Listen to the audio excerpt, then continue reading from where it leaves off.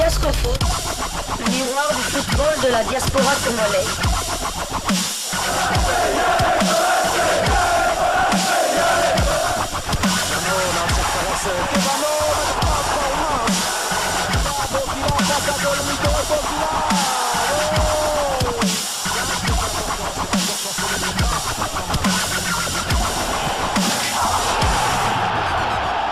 Diascofoot, le miroir du football de la diaspora congolaise.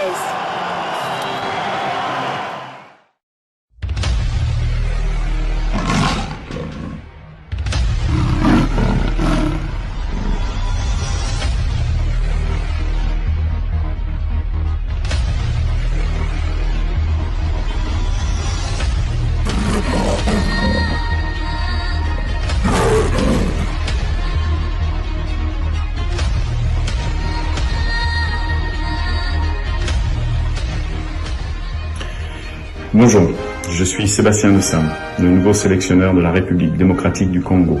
À très bientôt.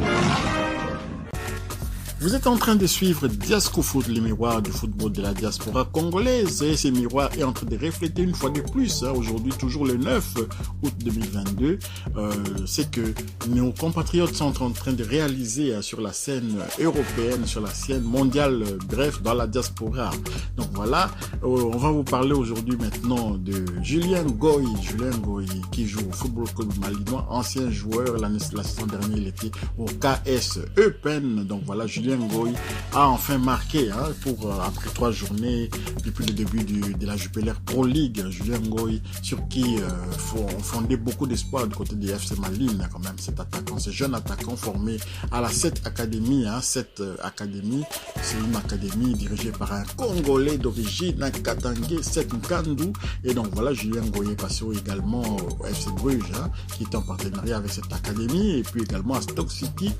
L'académie avait réussi à le placer à Stoke City, et puis finalement il était encore jeune, il est revenu en Belgique à Eupen, et maintenant le voilà au Football Club malinois, champion d'Europe quand même, champion d'Europe en 1987 en finale contre l'Ajax d'Amsterdam. Souvenez-vous, c'était un but marqué par Piet Den Boer, l'international hollandais à l'époque. Voilà donc le Football Club malinois, KV Mechelen, comme les Flamands le prononcent, c'est KV Mechelen. Vous connaissez aussi les chiens, les bergers malinois, c'est la race de cette ville des Malines en Flandre.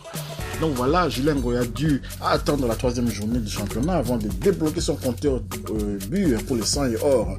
Nous avons tout donné pour gagner ces matchs, précise-t-il. Le pressing était là, les occasions étaient là, les buts d'ouverture juste avant la pause nous a donné la confiance nécessaire. C'est réjoui l'attaquant congolais international belge espoir, donc débarqué de peine, et s'il place l'équipe avant lui, Julien Ngoyi est bien sûr heureux de ses premiers buts.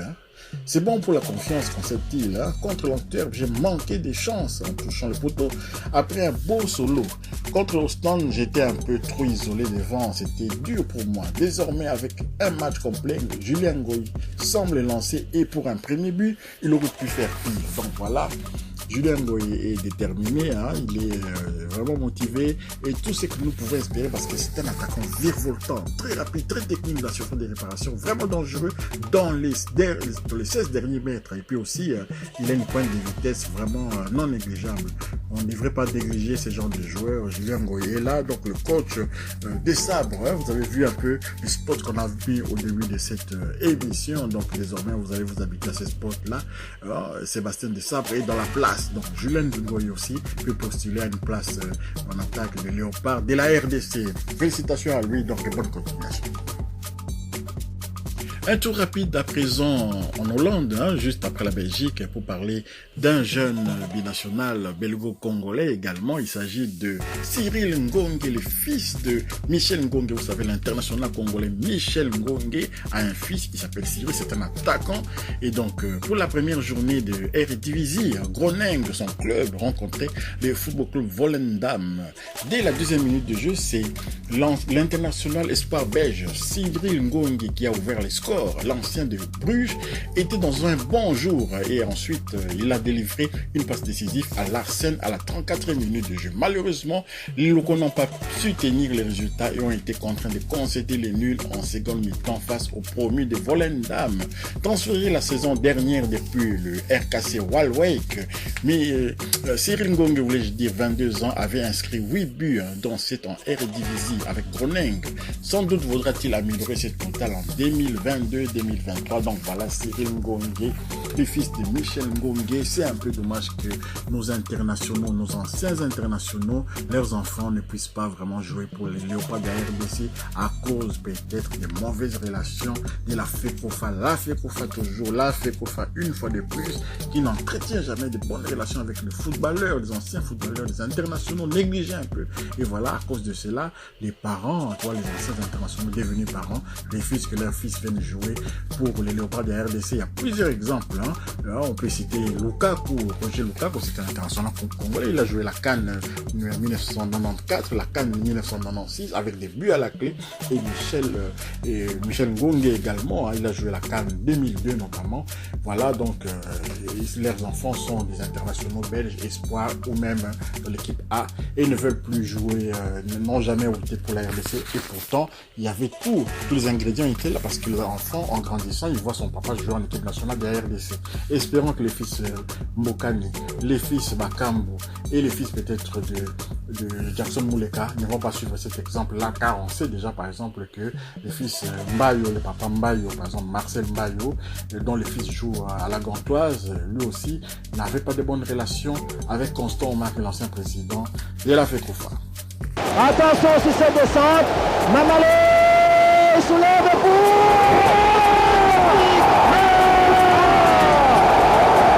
Michel Ngongé de la tête à la 45e minute, le Léopard marque 1 pour le Zaïre, 0 pour l'île Maurice. Un tour à présent en Championship en Angleterre pour parler d'un club qui nous préoccupe aussi, c'est toujours en Championship parce que là on a Millwall, on a beaucoup de clubs d'anglais et tout, avec des Congolais à bord. Et là nous allons parler de Watford, relégué en Championship, vous savez, à la saison dernière, Watford n'a pas pu se maintenir en première ligue. Et donc le club de Watford et Edo Kayembe ont concédé un match nul. Les Hornets peuvent nourrir quelques regrets après avoir mené au score durant 35 minutes avant de se faire rejoindre au tableau d'affichage par West Bromwich Albion, l'équipe de Dinganga, je pense. Voilà,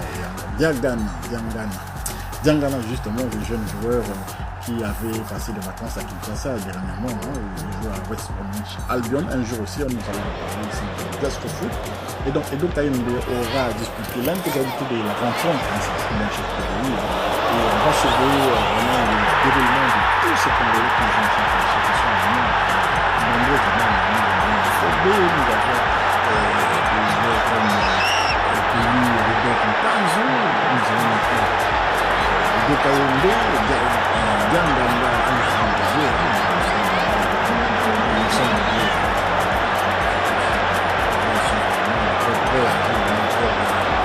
Bola qui joue à Middlesbrough, donc voilà, ils sont nombreux.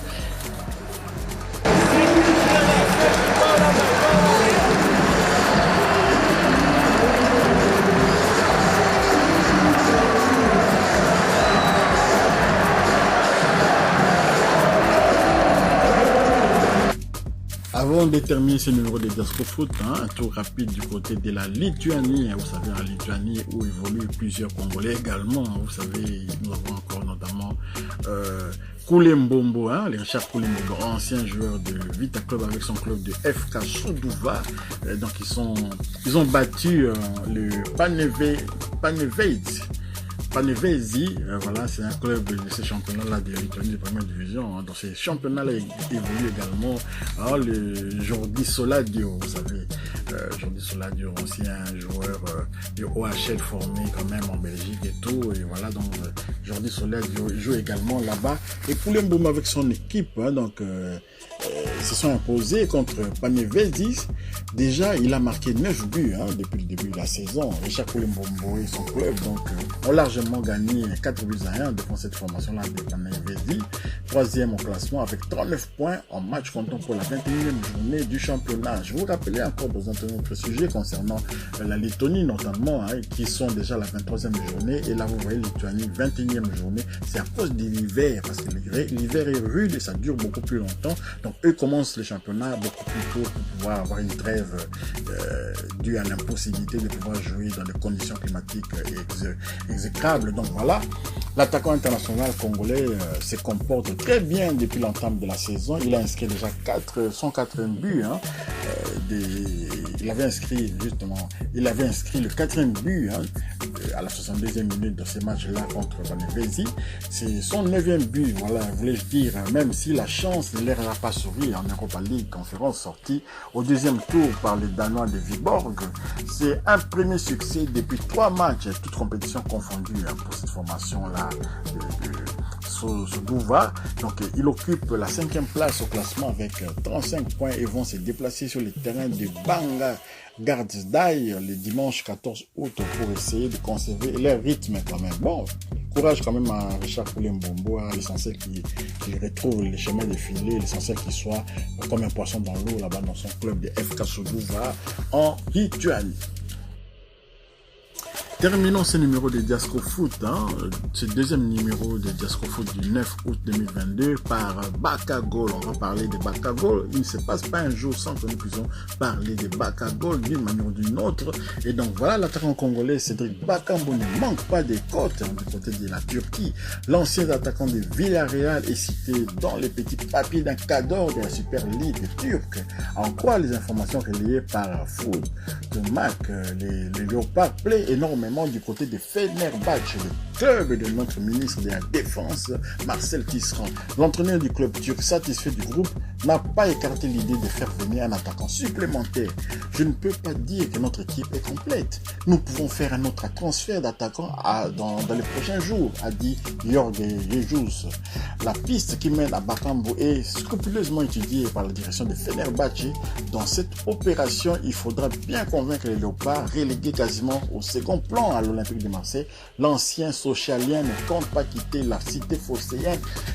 Bakambu tient mordicus à jouer la Champions League. Il le mérite parce qu'il a contribué aussi à cette qualification de l'Olympique de Marseille pour accéder à la Champions League. Et donc voilà, Bakambu aimerait jouer la Champions League. Ça va être la première fois de sa carrière. Il a déjà quand même un âge un peu avancé. Il aimerait le faire. S'il ne le fait pas avec l'Olympique de Marseille, ça va être difficile pour la suite. On ne sait jamais où il pourrait retomber dans des clubs moyens comme ça, des clubs qui ne jouent même pas la Coupe d'Europe. Ce ne serait pas intéressant.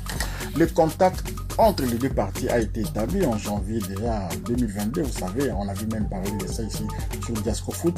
Alors, l'agent de Bakambu est déjà en pourparlers avec cette formation de Fenerbahçe. Pour les écouter quand même, il faut toujours écouter, il ne faut pas fermer la porte comme ça. Donc Cédric Bakambu avait préféré rejoindre l'Olympique de Marseille quand il était à Beijing Guoan. Là, il n'avait pas donné suite aux sollicitations de Fenerbahçe, mais Fenerbahçe revient à la charge.